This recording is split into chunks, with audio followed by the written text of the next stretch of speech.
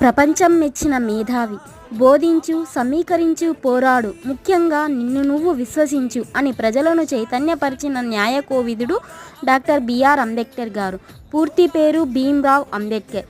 భౌతిక ప్రపంచం కోసమో, సంపద, అధికారం కోసమో కాదు, స్వేచ్ఛ కోసం, అసమానతలు రూపుమాపడం కోసమే తన పోరాటమని, ఆజన్మాంతం అణగారిన వర్గాల కోసం పోరాడారు. పసిప్రాయంలో తరగతి దగ్గర మొదలైన అవమానాలు ఉన్నత స్థాయి అధికారి, మంత్రి హోదాలోనూ ఆయన ఎదుర్కోక తప్పలేదు.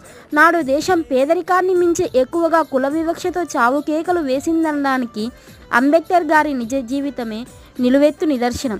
కోట్ల మంది తలరాతను మార్చిన ఆ మహనీయుడి జయంతి నేడు. ఎన్నో అవమానాలు ఎదురీది భారత రాజ్యాంగ కమిటీకి నాయకత్వం వహించి అతిపెద్ద ప్రజాస్వామ్యబద్ధమైన రాజ్యాంగాన్ని 2 సంవత్సరాల 11 నెలల 18 రోజులలో ఆయన సిద్ధం చేశారు.